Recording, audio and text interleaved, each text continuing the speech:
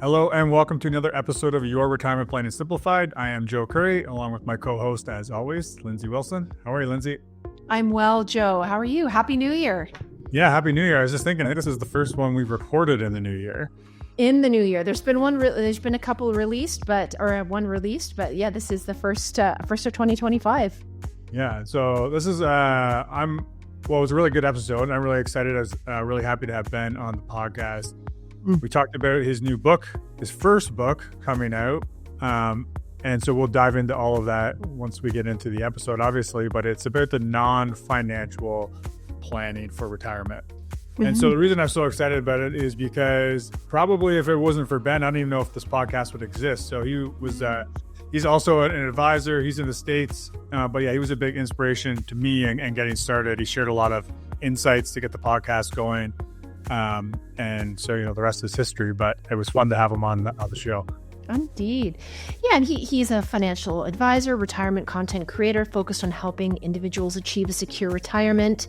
As you mentioned, his book, Retirement Starts Today, just launched. And is founder and president of Capital City Wealth Management, a registered investment advisory firm. Benjamin assists retirees with investment management, tax planning, and income strategies. He holds a certified financial planner and retirement income certified professional designations. He also, as you mentioned, it was influential in you starting a podcast because he hosts Retirement Starts Today, a podcast that offers practical advice and expert interviews for those nearing or in retirement. And he is recognized by Investment News 440 2018 and Investopedia top 10 most influential advisors, and his work has appeared in Forbes, Kiplinger's, CNBC, and Yahoo News. And also, in his bio, it mentions that if you meet his family, his wife Kristen, their 6 kids, and their dog Kenny Rogers, you'll hear them before you see them, which I thought was very funny. Yes, no doubt. And Ben also has a good sense of humor. So anyway, it's fun to have Ben on the show. With his new book coming out, we are going to do a book giveaway, Lindsay. So if you want to get a copy of Ben's book, which will be out at the time this is released, I think it actually comes out today. But anyway, the first 20 people who email Lindsay or I at info@retirementplanningsimplified.ca and just put a request for the book, you'll get a copy. We'll send one out to you. So with that, I think we can jump into the show. All right. Hello, Ben, and welcome to the show. How are you today? I'm so awesome to be here. Good to hang out with you, Joe. Yeah, I'm excited to have you on the show. I've known you for a long time. I feel like you've been a bit of an inspiration for me in the podcast space. So to have you on the show is it's exciting. And you're on to your next venture now and helping people retire with a new book, which, well, when this episode airs, is definitely out. I think it might have just come out. So maybe we could just get started by you just telling us a little bit about what inspired you to write a book, and maybe just also touch on a little bit about your mission of helping people retire. I think the energy of the book came from, I talk about on my podcast, there's 2 ways that people really mess up retirement. One is running out of money, and the other one is dying with regret.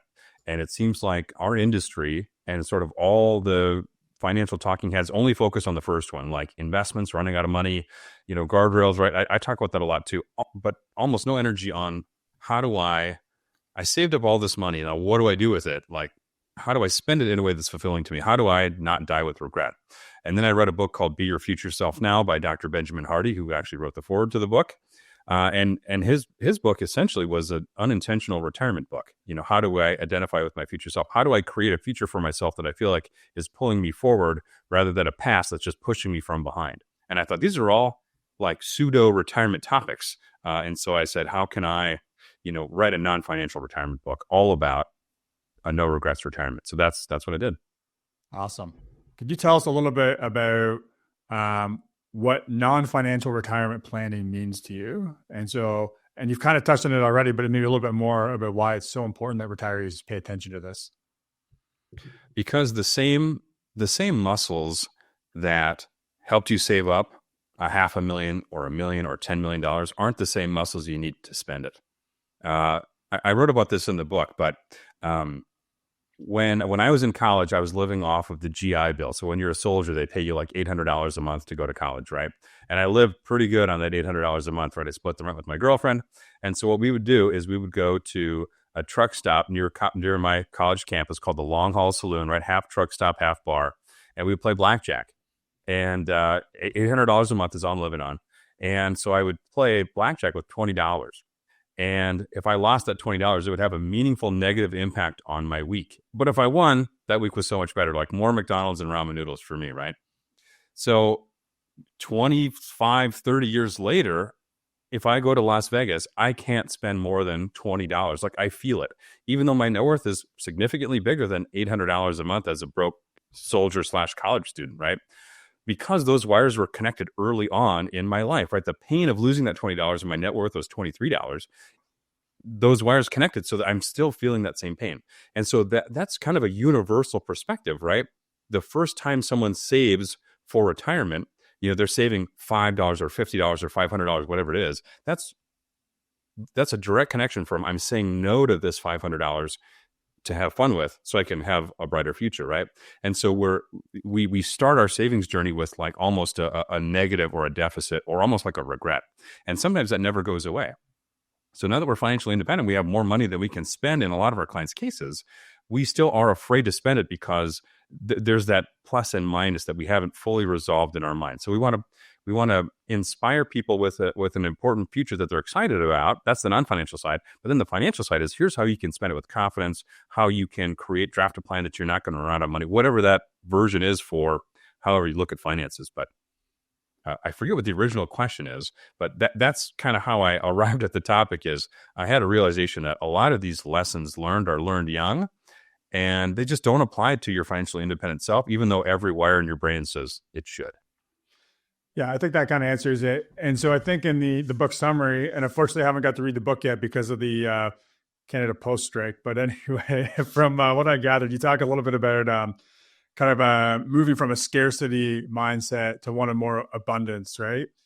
And maybe you could talk a little bit more about how are we able to think about shifting that mindset, because you talked about it kind of high level, but I know from experience and working with a lot of clients, like it's not an easy thing to do. And you can sometimes show all the financials. You can use like our guardrail, like tools to show, clients that there's lots of leeway in their spending, but they still have a really hard time in shifting to that abundance mindset. So do you have any more specific action items or any ideas from the book? I don't know if it relates exactly to scarcity and abundance, but we're at financial independence, but the universe has kind of done us a grand disservice in that we have the most amount of money at the time we're the least creative. Like, did you ever see the movie Big with Tom Hanks, where he goes to like the machine and then he becomes older? Or no, is it older or he becomes younger? I guess I'm mixing up my 80s movies references a little bit. Freaky Friday might be another option. I think they remade that recently. But basically, most people save up their money. They do 20 or 30 or 40 years in the corporate world, right? Which beats all the creativity out of your soul. And then at the end, you have a bunch of money. So I came up with this concept called $500 in a time machine. It was $300 a few years ago, but now inflation, I'm saying $500 in a time machine. So I think you're least creative at financial independence, but you're most creative, but least financially independent at like 13 years old. So then I would pose this to you. We're going to get in a time machine, right? Me and Joe hop in the DeLorean. We're going back to Joe Curry at 13 years old. We're giving you $500 and you've got to spend it on yourself. You can't say, oh, I'd give it to, someone in need, right? That's a cop out. You got to spend it on yourself by the end of the day. What are we buying? I love it. Probably going to a hockey game. Probably go to a hockey game, right? You're buying the latest Bauer, Twitch hockey stick, right? You're buying, my kids call them the Jets, right? You're buying some cool skates, something like that. So that's a great piece of data. Now, it's a fun game, but really, if we're coming back to the math of it, that's real data. So we could say, okay, what if you had essentially unlimited money at 13, that's what you would have spent it on. What version of that can then we create in retirement to draw us forward to an exciting future? So let's use hockey. So could we coach a youth team? Could we mentor young hockey players that are leaving juniors or leaving, NCAA hockey, and then they want to be a financial advisor, right? Could I mentor somebody? Could I coach youth hockey? Could I teach preschoolers how to skate? On the run up to retirement, could I make small time, energy, or money investments investigating this thing that I once was passionate about? And whether you're right or wrong, that is something you should pursue in retirement. Those are both good data points. right? So we need to be making these small investments on the run up to retirement, ideally before retirement, so that we have something exciting to retire to, rather than what gets most of our attention, just quitting our job, right? Retiring from something gets all the attention, whereas I think retiring to something is at least as deserving, if not more deserving, of our attention. So $500 in a time machine is a kind of a funny, silly kind of a thing that we explore in the book. But we're trying to tap into the creativity that we once had. Okay, I love that. Maybe you could relate that a little bit to how we think about our future self. So I know you said Dr. Benjamin Hardy wrote the foreword in your book. We both read Your Future Self. I've talked about it on the podcast before. So maybe we can think a little bit, or you talk a little bit about how we're thinking about our future self when we're doing retirement planning. Yeah, I just talked about this on an episode of my show that I don't think is released yet, but it's kind of it's almost cliche to say, I want to die with no regrets, right? But what does that really mean? Like, how can you identify with your future self?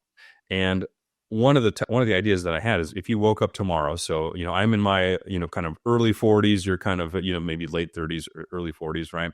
If you woke up tomorrow and you're 100 years old, right at the end of your life, there's not a ton of future in front of you, sadly. What might you regret? Like, just pretend that you woke up at 100 and just jot down, I wish I would have done this, or I wish I would have spent more time doing this or less time doing that, right? And then you wake up the next morning and you're your current age again. Like, just fast forward 40 or 50 years, right? That's a great way to identify with your future self, to say, okay, I kind of wish I would have done this, or I was putting this off to do eventually. Well, now we've kind of got this shopping list or this bucket list of stuff we want to do, and now we can kind of work backwards.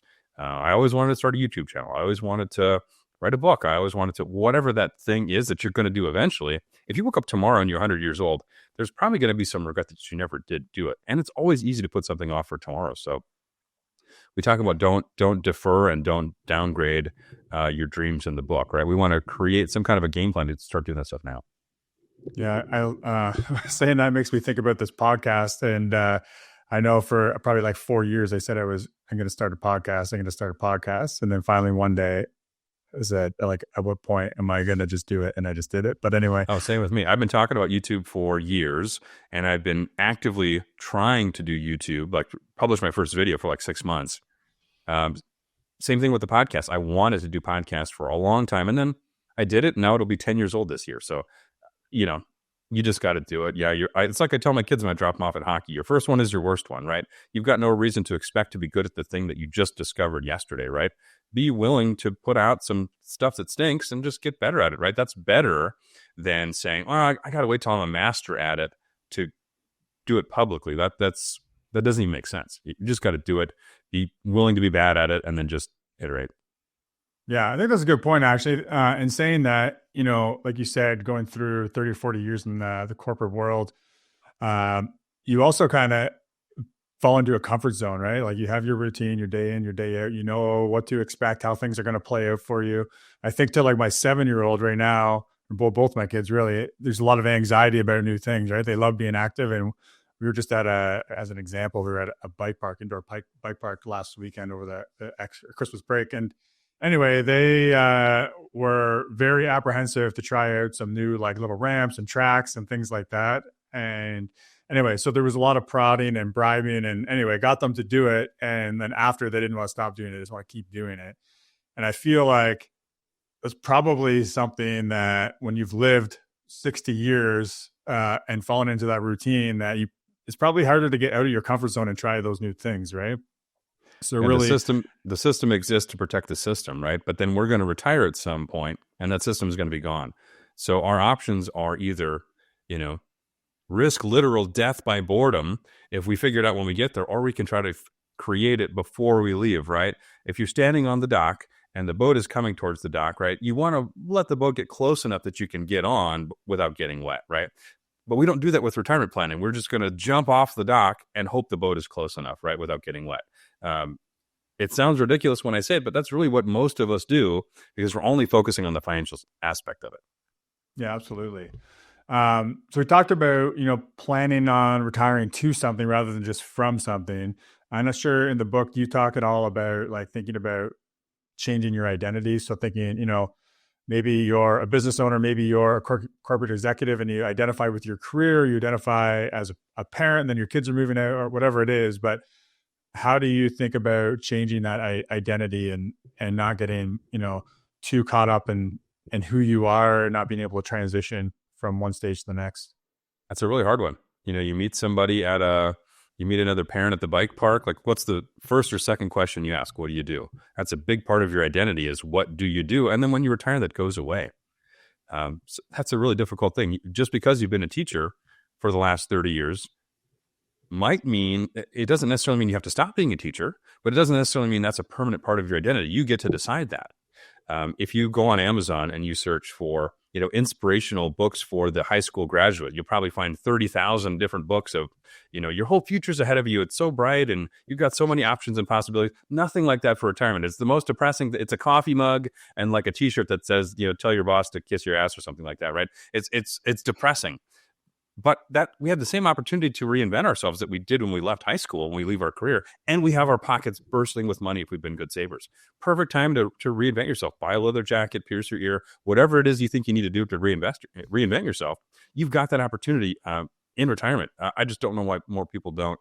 More people aren't given the permission to say, hey, you can reinvent yourself if you want to. I'm being facetious with the ear piercing thing, but you could literally do anything. You could move to Spain if you want to. Like, you've got the option. You've just got to decide, ideally with a few years left on the run up to retirement, to make small investments of time, money, and energy to figure out, is this the thing I actually want to pursue for the next 20 or 30 years, maybe 20 good years, Yeah. And on that point, is there any recommendation, or do you have any thoughts in the book about, when should people start thinking about that next phase of retirement? Again, not the financial side of it, but what they're going to be retiring to.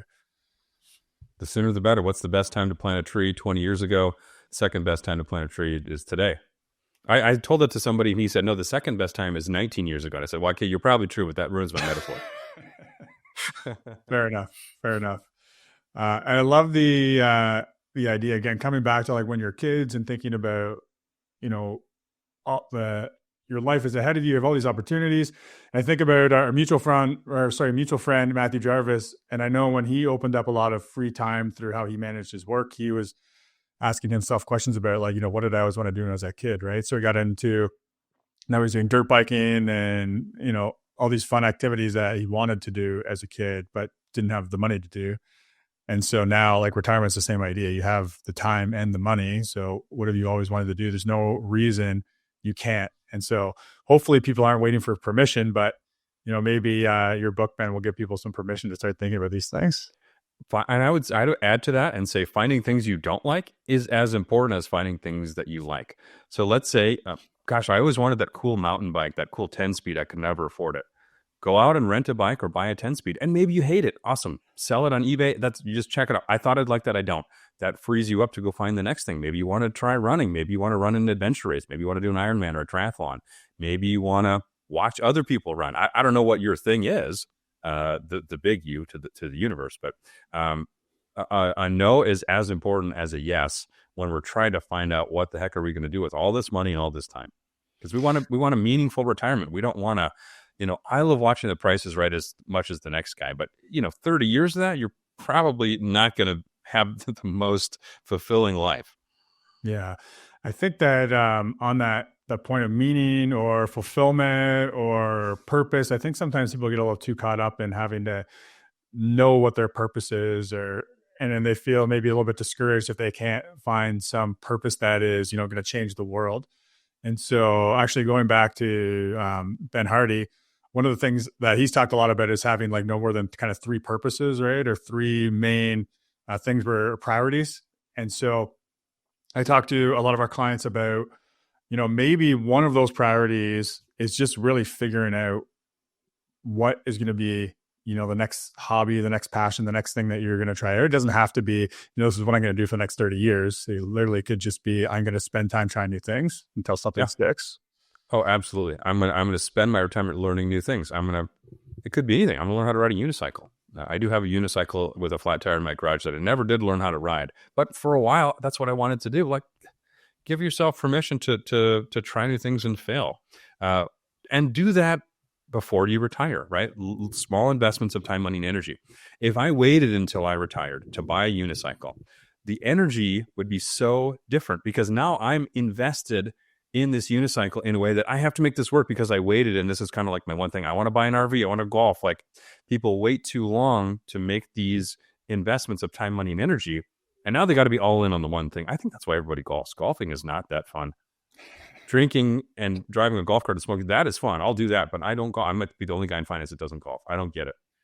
But I wonder if that's why golf is so popular, because it's like, well, this is what retirees do. Like, we're handed that, right? But I would challenge that. That's not necessarily your retirement, right? Yeah. Give yourself permission to be different. Absolutely. Now, again, I'm looking forward to reading the book. So I don't know everything that's in it, but do you touch on like the importance of, say, health, social connections, thinking about things like that? We do talk about social connections. Yeah. So that goes right along with retiring to something, not from something.